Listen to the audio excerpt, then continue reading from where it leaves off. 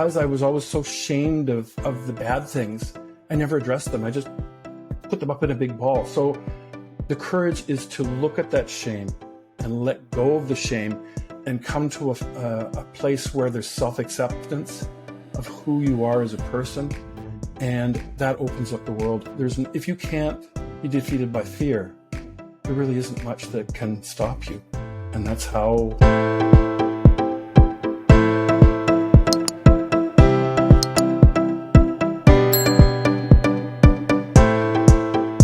Today's guest is Grant Miller, him, a French immersion teacher and author who calls Nova Scotia, Canada, his home. He has courageously faced his fear, and as a result, his novel Lifeline Origins has just been published. Grant is an avid cook who loves to experiment in the kitchen and uses his time to relax and unwind from trials and tribulations of teaching. Welcome, Grant. Well, thank you very much for inviting me, Anita. I'm really looking forward to this. Yes, I'm really excited for our conversation. So, what is one of the most courageous things you have done? I'm sure you've done many. Can you pull out one? Yes. Now, I'm going to preface this with, it has to do with shame, Mm-hmm. but it comes in on two fronts. And when I talk about shame, it is the idea of how I use shame as a cloak. Now, a cloak is a good thing to hide yourself in, Mm-hmm. but it also prevents you from seeing what's going on outside. And so for me, overcoming the shame, first of all, of being gay Mm-hmm. in a rural Ontario town where in the 70s, when it really wasn't accepted, was a very difficult thing. As a young child, I quickly discovered that I was highly sensitive, Mm-hmm. and a lot of things would bother me. And around the age of 5, I discovered that I had this feeling that I was very different from everyone else. At that age, I couldn't put my finger on it, but I knew that I was different. Mm-hmm. And it wasn't until I hit closer to puberty that I came to understand that I had an attraction to other men rather than girls. Mm-hmm. And this was the biggest problem for me. Living in a small town, my parents were loving people, but they really didn't understand. I can remember a time we were watching a documentary on the television, and this interviewer was interviewing a group of gay men. And of course, at that time, they used the term homosexual men. And as we were watching it, my mother just inadvertently said, "I don't know why God made those kinds of people." Mm-hmm. And as I was sitting there, my heart just sank, and I realized that I was one of those people, and that for that very reason, I was extremely ashamed, and I knew that I had to hide that. Mm-hmm. And that's what I did for most of my adolescent years. Yes, I can understand that. I mean, I shared my story in episode 1 of my podcast about me being gay and being in the Indian culture. That doesn't go down too well. So I'm right there beside you. Yeah. So I had to figure out a way to escape that. And Mm-hmm. I basically ran away from home at the age of 17. Mm-hmm. I knew that I couldn't live as a gay person. I haven't even accepted myself at that point. I knew I had to get away and try to find myself. So I basically moved myself without my parents' permission across the country to a smaller city in the west coast of Canada. Came out. I met some gay men, and they kind of took me under their wing, and they said, it's okay to be gay. Mm-hmm. And once I came to accept that, I have to say I was kind of like a kid in a candy store. Once I discovered that I was gay, being repressed for so long, my 17 years, that, I can now be out there and I could be gay. And I went to town, and I had a lot of encounters with a lot of men. Mm-hmm. I had to ply myself with liquor in order to have enough courage to actually do so. Wow. But in those first few years, I had many encounters with men, and I didn't think too much about that other than the fact that it was something that I did personally, but I never shared that with anyone else because it was a fear of, or the shame of other people knowing that I was having sex with men. Mm-hmm. And so again, that was the cloak that I held around me to keep me from being exposed to other people. And along with that cloak was the big issue of internalized homophobia. I carried a lot of that information that I'd experienced and heard as a young child, and I brought that along with me. And so I ended up on one front accepting myself, but on the other, not really, and hiding myself from it. And that was the hard part. And I know that a lot of people and your listeners may know about the early 80s, and there was this time in the gay community where there was this whisper of this, quote, gay cancer. And in the small city I lived in, there wasn't really much thought of it. And so I never really gave much thought to it. While I was visiting my parents, I went to one of the larger cities, Toronto, and I had sex with a man and didn't think much of it. And later I went home and to my parents to visit for Christmas, and I developed these flu-like symptoms. And so I went to my family doctor, and they said, "Oh, you have mononucleosis," and which I'd had as a child, and it passed away. Anyway, so I went on and never thought much about it. And I went back home and continued living my life with my partner at the time. And I had a job, and one day I had this illness. I think it's something to do with my stomach, and my family doctor wasn't there, so I went to a clinic. The doctor there, she said, "Okay, well, we can deal with all this stuff." And I mentioned on the side that, as a gay man, I should be kind of concerned in this day and age. And she said, "Oh, you're gay. Well, I must test you." And the test had just recently come out at that point. And without thinking, I said yes. I took the test, went back to work. 2 weeks later, I got a phone call from her. And she said, "I've got some news for you." And she said, "You're positive." And I was just absolutely shocked. I continued my work for the rest of the day, and then I walked home in this total cloud. And I got home, I walked into the door, and I told my partner, because he knew that there was something wrong, that I found out that I was positive. And he was really supportive at first. He said, "We'll get through this." Again, that cloak that I carried didn't allow me to let myself out or anyone in. So on top of being gay, I had now the stigma of HIV and hiding that inside the cloak.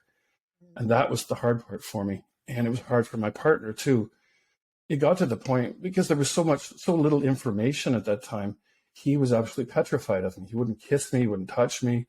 He was afraid of catching AIDS. He never said that, but I knew that he didn't want to touch me. And as a result, I felt like a leper. And it was a horrible experience. And of course, me being kind of out there, but not, I decided the best way that I could deal with this was to be, what's the best word to put this?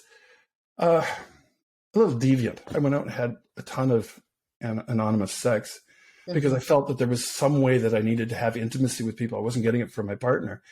And of course, doing that made me feel dirty and even more ashamed.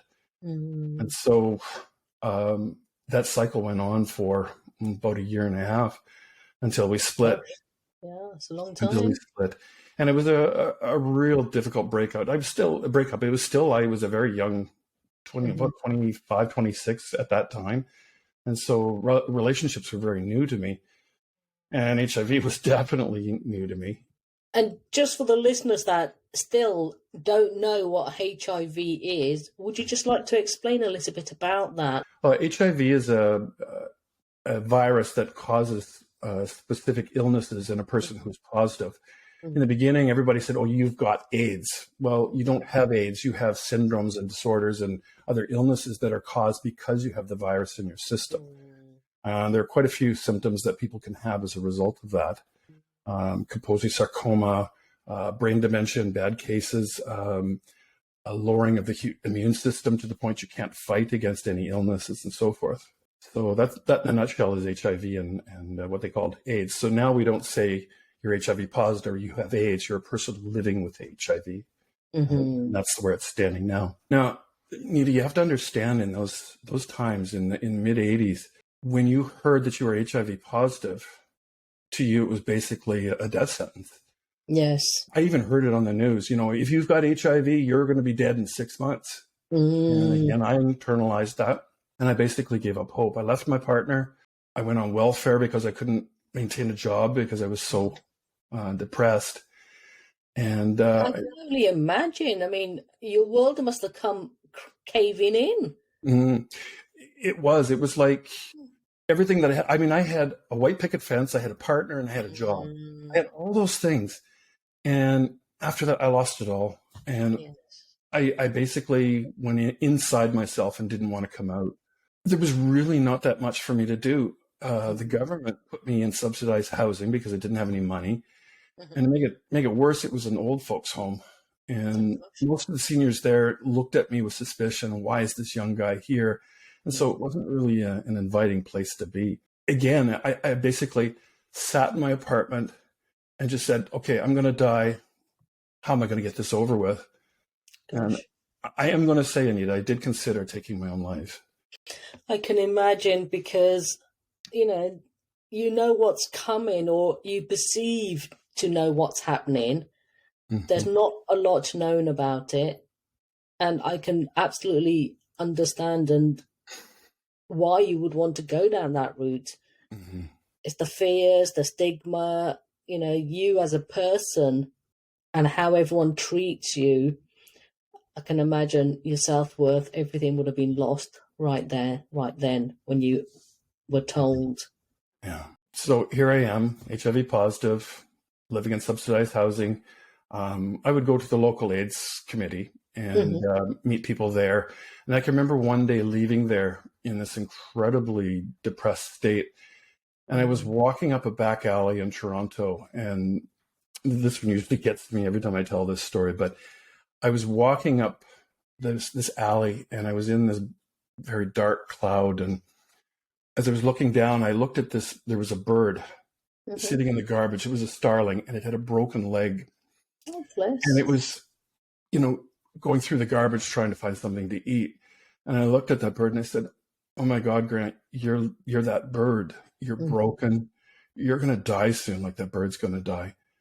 And I broke down. I lost it. And I was just walking in total disbelief. My goal had been to go to the YMCA, where I was given a pass. Okay. And so I actually went to the YMCA and I worked out. I've always been a weightlifter and I loved exercise. And back then it was something that I had lost and I regained. So I actually did make it to the YMCA and I worked out. And day after day after day, the more I worked out, the better I felt. Excellent. And then one day, someone approached me saying that you could be a volunteer at the Y. And I thought, okay, what can I do? And they said, well, here's a course. You can become an aerobics instructor. And I said, fantastic, because I loved going to classes as when I was younger. And even then I was starting to think about doing classes. I thought, what do you got to lose? Yes. And so I said, yes, I would love to join. And they said it costs $85. Of course, in the 80s, that was a lot of money. Yes. And I told them I can't afford that. And so again, I thought, oh, there goes another opportunity. And I don't know, just fate had it. The money appeared. I think someone actually paid for it. And I went through the training and I discovered that I love to learn and I love to teach aerobics. And just on the side, I taught aerobics up to 2013 as a result of that. So I've been through the fitness environment for quite a few years. The whole fact that I was teaching aerobics and I'd gone back to this, well, technically school, I discovered that I actually love to learn. Now, I have to kind of backtrack.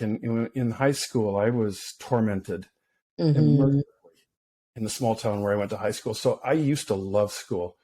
But that whole issue with being victimized by a group of about 10 students destroyed my desire to go back to school. So that's one of the reasons why I ran away. I didn't go to college like I'd originally planned. And so I set the schooling aside. But after I did the courses at the YMCA, I discovered, wow, I love learning. So I took a risk. I wasn't working. I was teaching aerobics, but I took a risk and I moved to a Quebec city where they didn't speak English. And I learned French. I went back to school. I learned in French for 2 semesters. And as I was learning my French, I discovered I think I need to do what I need to do. And that's to become a teacher, because that was always my goal. And I got sidetracked because of coming out, being gay, becoming HIV positive. And so I took the risk and I did my first degree, became an English as a second language teacher. And my goal was that if I could teach for just 1 year before I died, that I could say that I actually had succeeded in life. Wow. And so here I am, 27 years plus teaching. Brilliant. Brilliant. Yeah. So I have to sort of weave that I moved around a lot. So after that town, I spent, about 4 or 5 years there learning French and being there. I moved to the far side of Canada in Vancouver. I got my second degree to become a full-fledged elementary school teacher. Wow. I got my first job teaching grade 4, 5, and then eventually I got to teach grade 6. And then I spent 11 years teaching grade 7. I even did a little bit of high school, which was really fun. And of course, this had a new effect on me. I mean, just the fact that I could teach gave me a reason to live. And I went back and I got my second degree, and then I got a third one, and then I finally got my master's. And because all through this time, medications had become available in the late 80s and on through the 90s and upwards. The first ones back in the 80s were incredibly hard to take. They were one called AZT. It was so toxic. It's more toxic than chemotherapy. And Really? yeah, a lot of people died from taking HIV meds in the early system. And I was on it for about 2.5 years. And as I moved, new drugs became available. And so while I was going through school, I was still taking some pretty difficult drugs to take, but I was managing because I had that goal of becoming a teacher.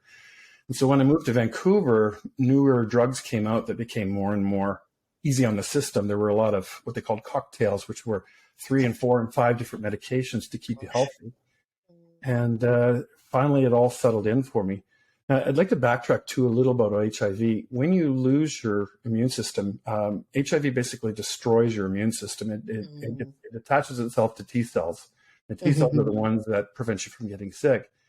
And so as a result, when you lose all your T cells, you become more likely to get sick. Yes. And luckily, the drugs that I went on kept my T cells up and kept me healthy. I never had any symptom whatsoever as an HIV positive person. I never developed any of the symptoms. And wow, Grant. Wow. I mean, I, for one, am grateful you are still here. Cheers. Thank you. And I'm so pleased you did go to the YMCA that day. It really was a life changer. And I have to say, though, even dealing with the shame never really came about. Even back then, going to school, having multiple relationships, I never dealt with my shame. And that shame just kept being carried forward and forward and forward. And I could never figure out why relationships wouldn't work. I was constantly angry. I'd fly off the handle sometimes, and my partner would go, okay, what's going wrong? And someone even questioned if maybe I was bipolar. And I found out that I wasn't. It was just, I was carrying so much in that cloak of shame that I really wouldn't let anyone around me, even my partners, really know who I was as a person. And I kept myself from the world a lot of the times. I kept my world so small so that I wouldn't have to potentially expose that shame to the world. How I lived. Yes, I can totally understand that. And the biggest learning is it was never your shame to carry. And I think as we go on in life, we can realize that. But at that time, absolutely, you feel judged, there's a stigma. So how did you overcome the stigma of HIV? Would you say you have come over that? Thankfully, yes, I have. It took me almost to about, the HIV aspect, I came to terms with it fairly early in the 2000s when I realized that there were drugs. They were no longer calling it a terminal illness. They were calling it chronically manageable. And it got to the point where I'd been taking the medications for so long that it just became a matter of fact. Popped the pill in the morning and went on with my life. I never really thought much about the HIV. Problem is, not having dealt with it was carried along with my shame about being a gay person and being HIV positive. And the internalized homophobia as a result just caused everything to be worse for me. And that included my relationships. I went through quite a few. I think the pandemic, believe it or not, just before the pandemic, sorry, I keep back and forth here. No, Um, absolutely fine. I thought I'd come to terms with the HIV, and then just before the pandemic hit in 2019, I discovered I had colon cancer. Oh, gosh. And here I am. Okay, I've been through HIV.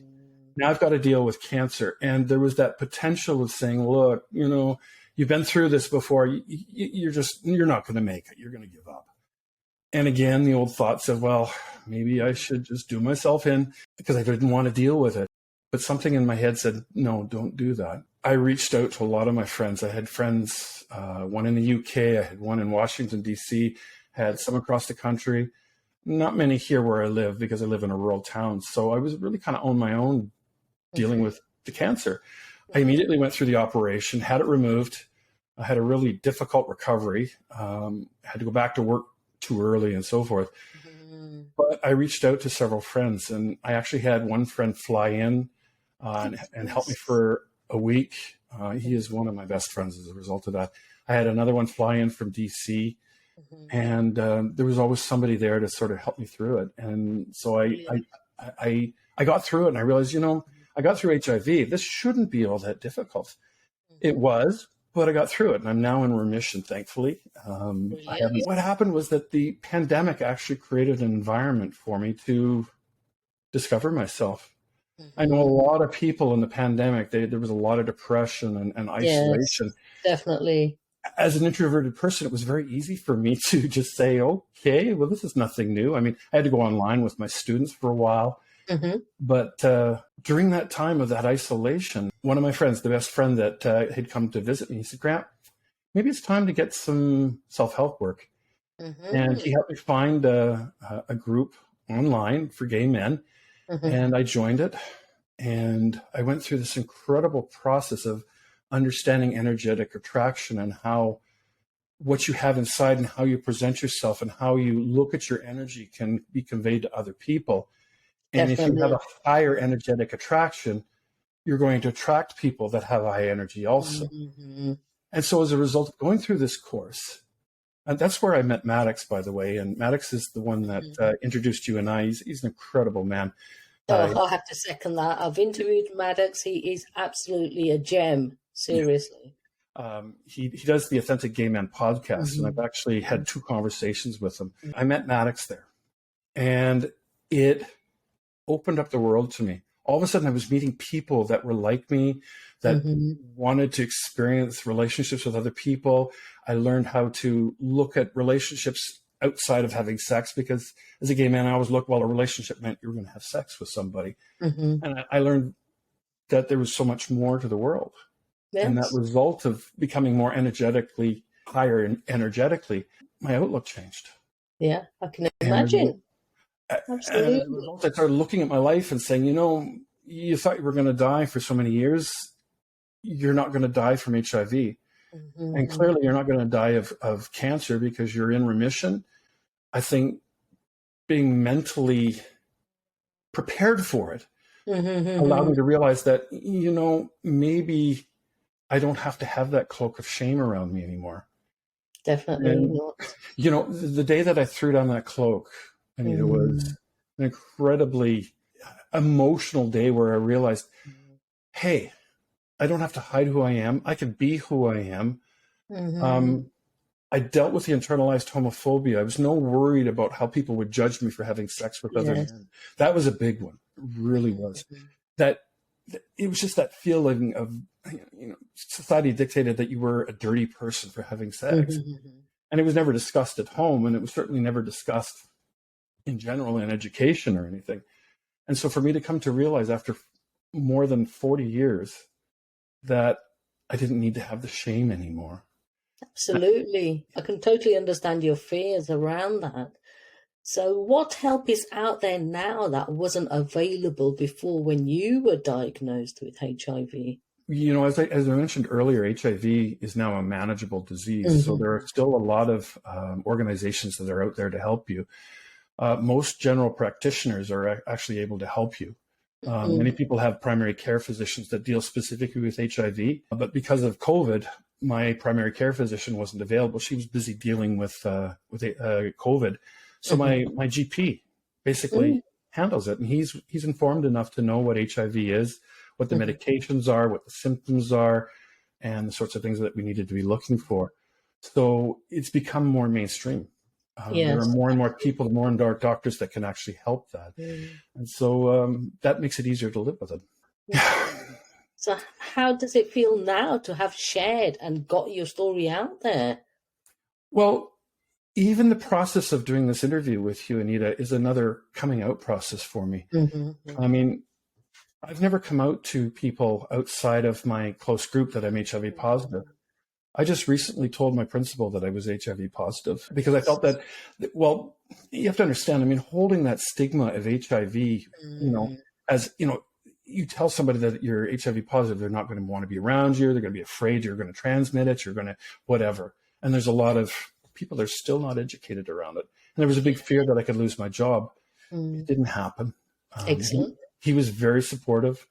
I did my interview with Maddox, and that was out there. And now I'm doing it with you. And the people that hear the fact that I'm HIV positive and I'm also gay and I'm not ashamed of being a gay man, I think is very liberating. Definitely.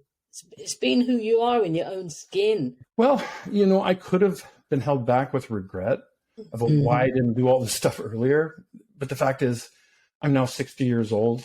I've been living my dream as a teacher.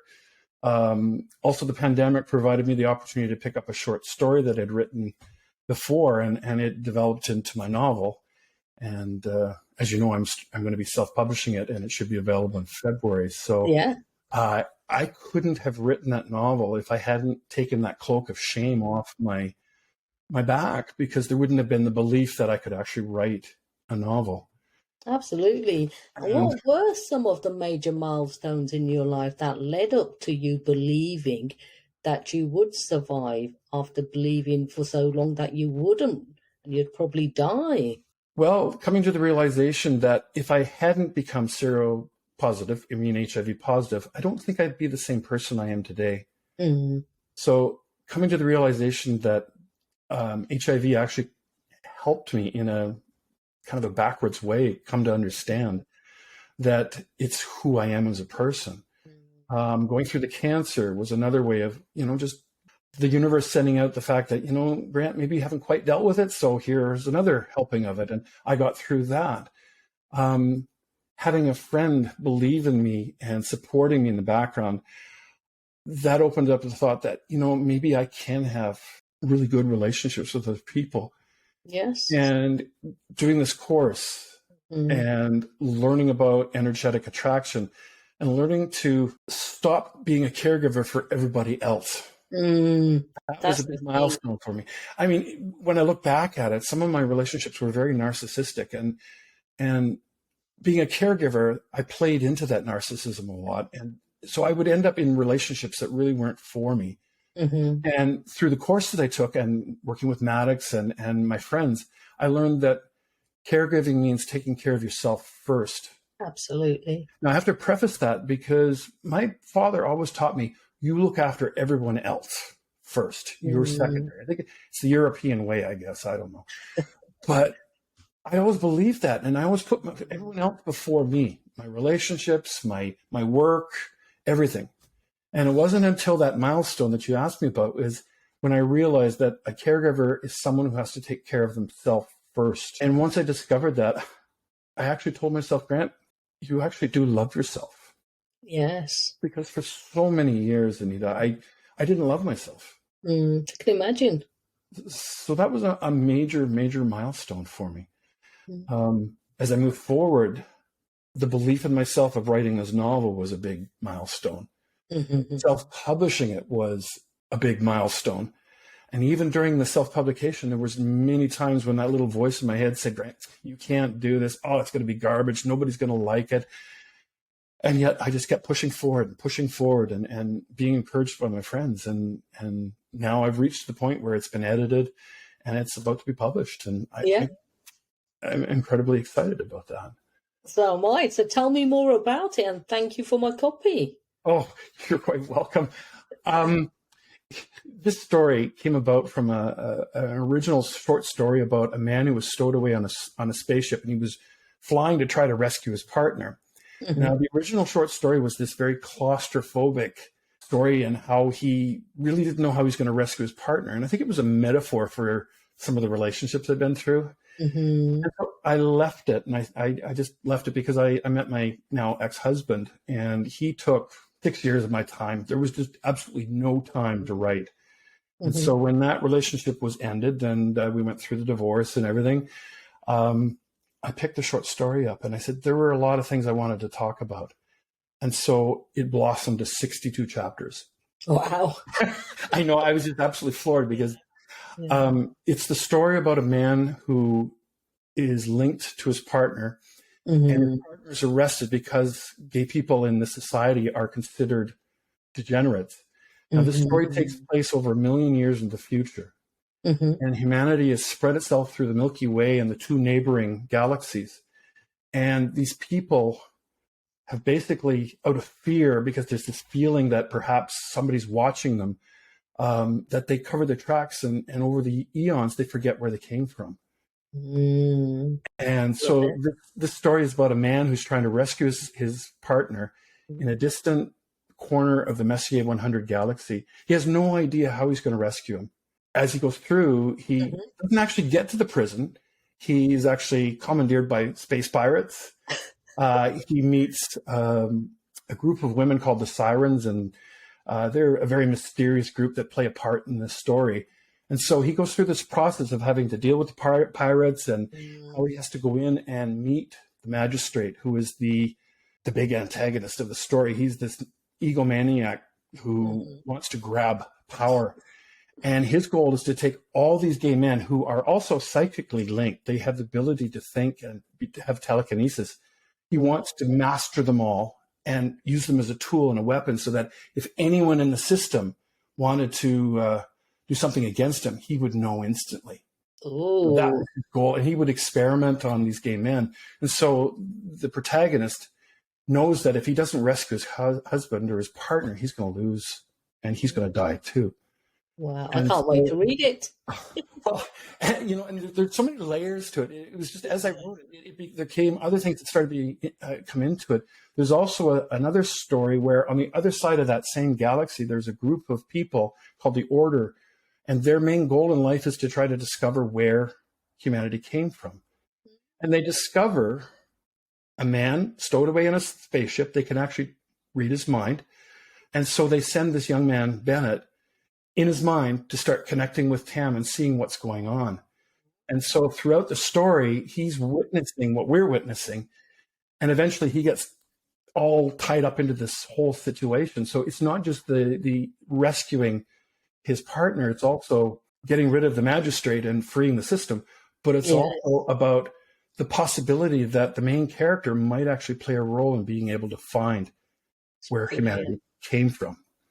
Brilliant. And so I still get shivers when I think about writing this. I mean, there were times when I was on my computer typing and I would just be going furiously. And then all of a sudden I look up at the clock and, oh my gosh, I've been writing for 4 hours. Wow. And I'm a firm believer of the creativity, how it flows into us. And absolutely. Coming from this, I don't know, this place, and it was just zooming in through me. And my hands could barely keep up. Channeling through you. Yeah, exactly. And that's what made me so excited because, I'm a school teacher. I love doing that. But this is something I've always wanted to do. And so I went through the whole process. I wrote it. And then I said, well, what am I going to do? Where am I going to go? And to make a long story short, I decided to self-publish. And I have an amazing production manager and a promotions manager in the company, and they're helping me with the promotion. I've got a website that's up. I've had a fantastic review from Kirkus.